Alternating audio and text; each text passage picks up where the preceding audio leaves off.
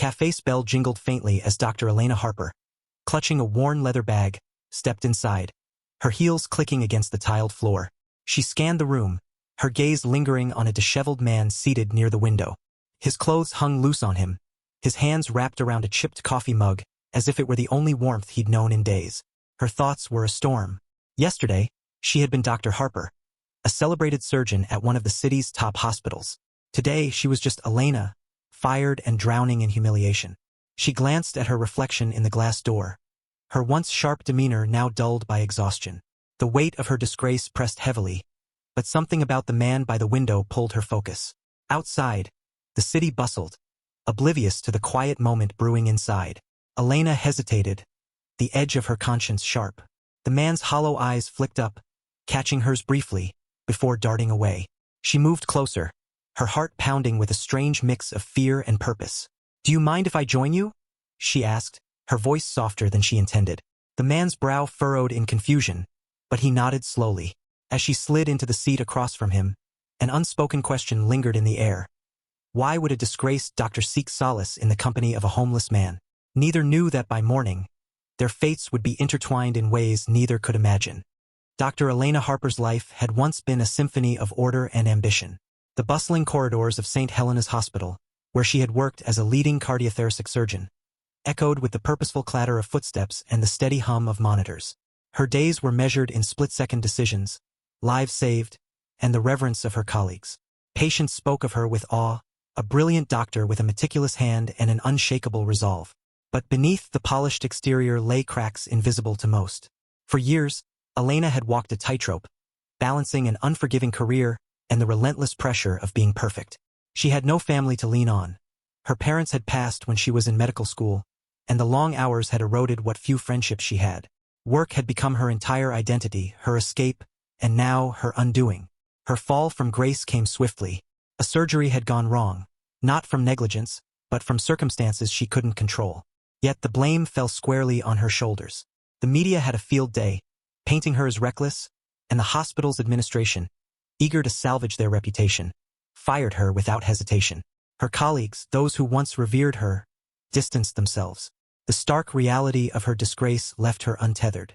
Now, she drifted through the city streets like a ghost, unsure of what she was searching for. The world that had once embraced her brilliance seemed alien. The towering buildings mocked her, reflecting a distorted version of herself. A woman who had everything but now clung to nothing. The cafe she had entered was a modest refuge, a small corner of the city where the smell of freshly brewed coffee mingled with the murmur of quiet conversations. Its warmth contrasted starkly with the biting December wind outside. Elena hadn't intended to stop here, but something had drawn her in.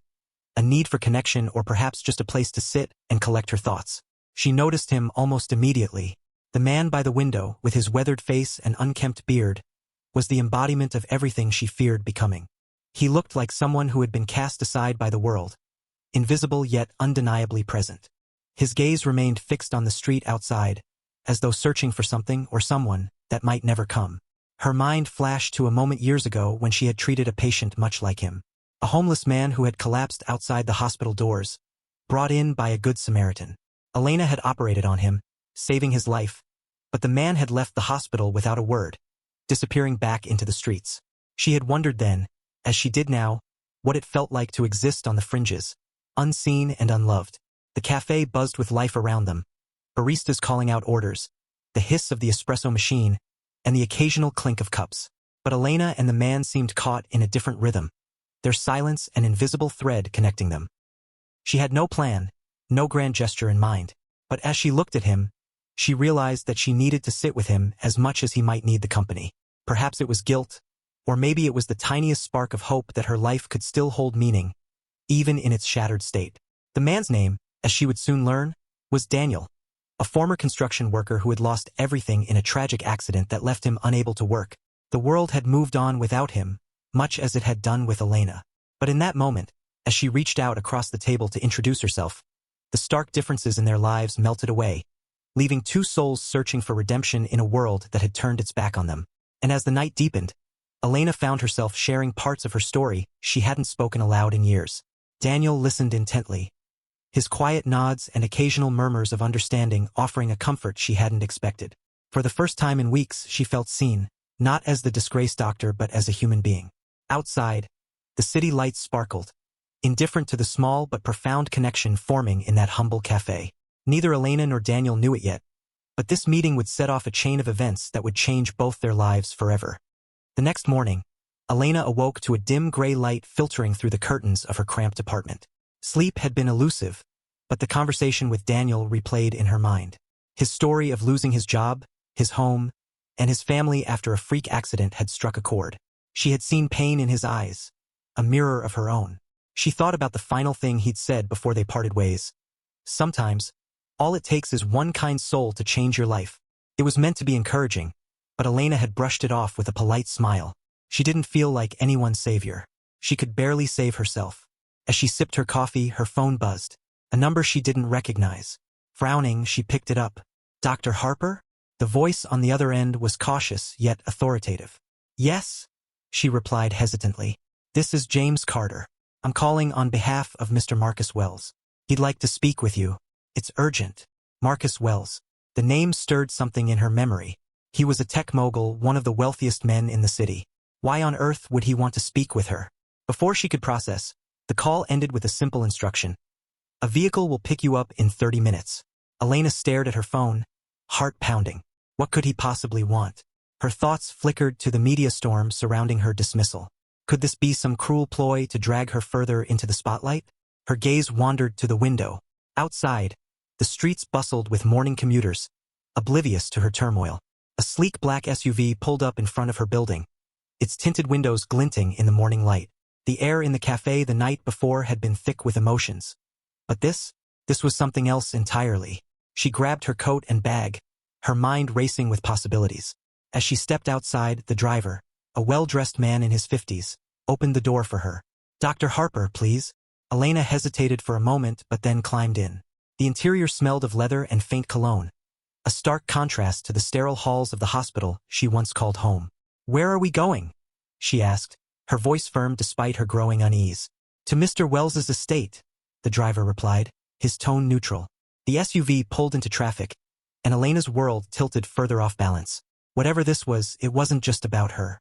The stakes were rising, and there was no turning back now. The SUV navigated the winding road leading to Marcus Wells's sprawling estate. Elena's mind swirled with questions and doubts. Why her? Why now? The last time she had brushed shoulders with the elite was at a charity gala, long before her fall from grace. Now, the idea of entering their world again felt surreal, almost cruel. When the gates opened to reveal the estate, her breath caught. The mansion loomed ahead, a masterpiece of modern architecture, with glass walls reflecting the surrounding greenery. The driver opened the door, and a butler guided her inside, his demeanor professional but unreadable. She was led to a sunlit sitting room where Marcus Wells waited. A man in his late 40s with a sharp suit and an aura of authority. He stood as she entered, his piercing blue eyes assessing her. Dr. Harper, he said, extending a hand. Thank you for coming. Elena shook his hand, still guarded. I'm not sure why I'm here, Mr. Wells. Please call me Marcus, he said with a disarming smile. I'll get straight to the point. Last night you sat with a man named Daniel in a cafe. Do you remember? Her heart skipped. Yes. Why? Marcus's expression softened. Daniel is my brother. Elena blinked, stunned. The man she had assumed was entirely alone had a connection to one of the most powerful men in the city. Before she could ask further, Marcus continued. Daniel wasn't always like this. He was an exceptional man, charismatic, brilliant. But life took a toll on him and he fell through the cracks. I've been trying to help him for years, but he refuses anything from me. He believes I represent the world that abandoned him. Marcus paused, his voice heavy. But last night he called me. He spoke about you. Elena's chest tightened. Me? Marcus nodded. You showed him kindness when he thought no one would. That's something I haven't been able to give him, no matter how much money or resources I offer. He trusts you. The weight of Marcus's words settled on her. She had seen Daniel as a reflection of her own pain, but now she realized she had unknowingly touched something deeper. What do you want from me? She asked cautiously. I need your help, Marcus said simply. Daniel has agreed to enter a rehabilitation program, but only if you convince him to go. Elena recoiled slightly. I'm not a therapist or a social worker. I'm not qualified for this. No, Marcus said, his tone resolute. But you're someone he trusts. That's enough. The dilemma gnawed at her. She had spent the past weeks drowning in her own failures, questioning her ability to help anyone. Now, she was being asked to guide a man she barely knew through a battle she wasn't sure he could win. But before she could respond, Marcus added, "There's something else you should know. This isn't just about Daniel. It's about you." Elena frowned. "What do you mean?" "I've read about your case," Marcus admitted. "I know what happened at the hospital, and I believe you were scapegoated. I have resources, legal teams, connections, that could help you rebuild your career." The room seemed to shrink around her. Marcus's offer dangled before her like a lifeline, but it came with a cost. Stepping into a role she wasn't prepared for and risking further heartbreak if Daniel failed. "Why would you do this for me?" she asked, her voice barely above a whisper. Marcus's gaze held hers. "Because I believe everyone deserves a second chance. Including you." That afternoon, Elena met Daniel at the same cafe. He was hesitant, his posture defensive as he stirred his coffee. "I don't need rehab," he said bluntly.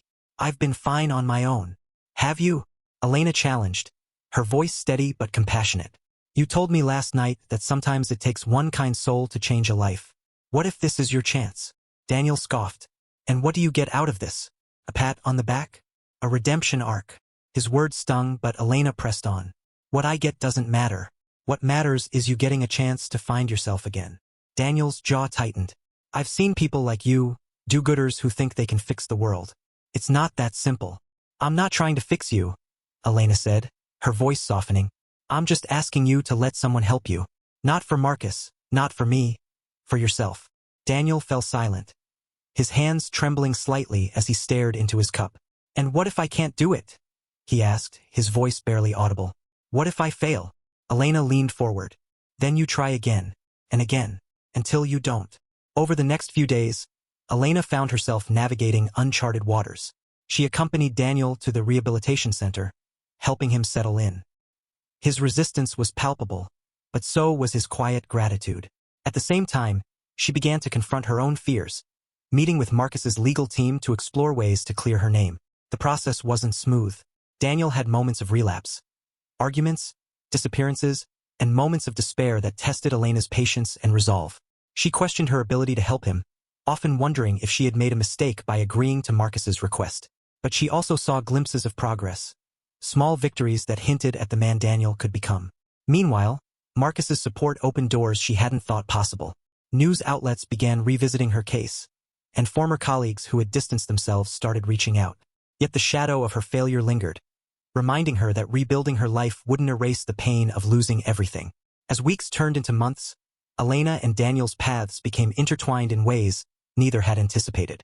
They became reluctant allies in their shared quest for redemption, pushing each other to confront their fears and failures. But the real challenge was yet to come. A test that would force them to confront their pasts and decide whether they could truly let go and embrace the possibility of a brighter future. The stakes were higher than ever, and failure was no longer an option. It had been 3 months since Daniel entered rehab. Progress was slow, but Elena saw sparks of change. Moments when the man he used to be shone through.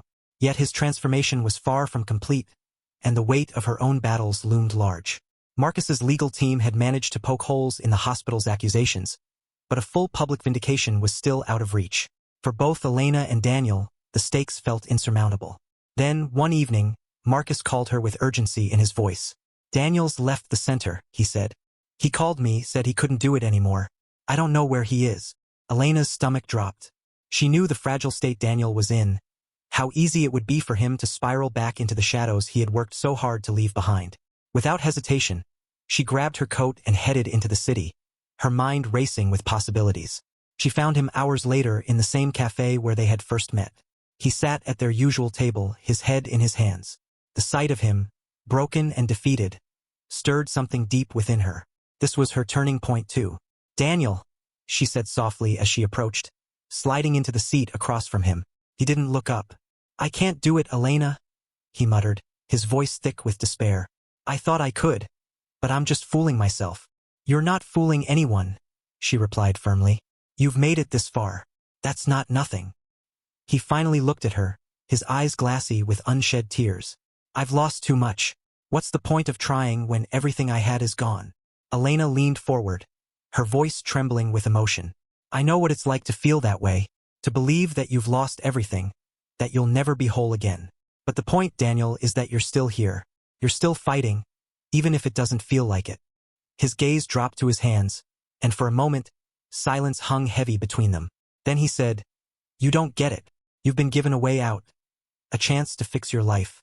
I'm just stuck." "No, you're not," Elena said, her voice rising. "You're not stuck, Daniel.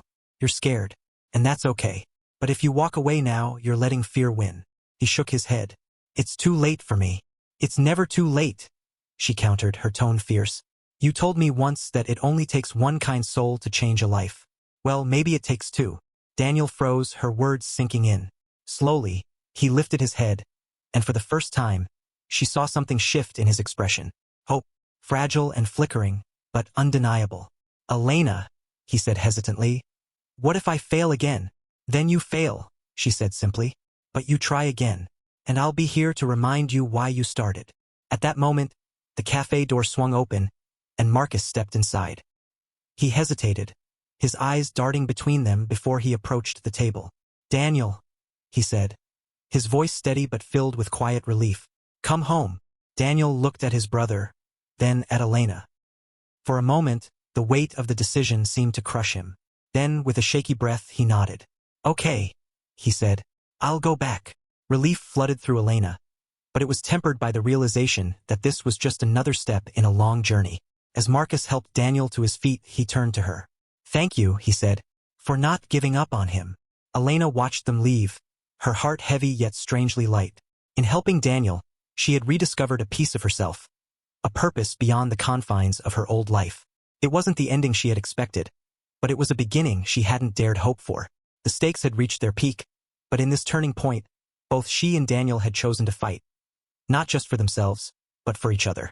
It was messy, imperfect, and uncertain, but it was enough. For now, it was enough. Months had passed since that pivotal night at the cafe.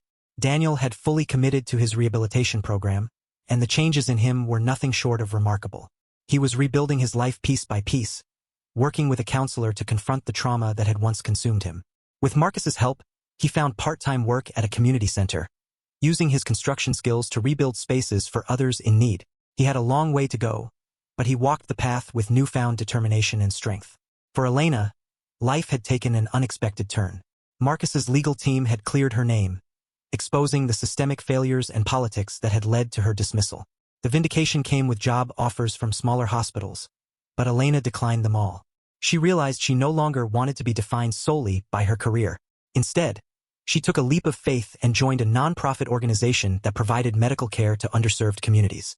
It wasn't as prestigious as her former life, but it was fulfilling in ways she hadn't imagined. Each day, she saw faces like Daniel's, people who had been overlooked by society, and she found solace in knowing she could make a difference, even in small ways. Her relationship with Daniel evolved too. Though they were no longer tethered by crisis, they kept in touch. He called her after his first full day of work, proud but exhausted, and she listened with genuine joy. Their bond, born of shared struggles and redemption, became a quiet source of strength for them both. One afternoon, as Elena walked through a bustling clinic, her phone buzzed. It was a text from Daniel. "Thank you for seeing me when I couldn't see myself. You were my one kind soul." She smiled, her heart warm.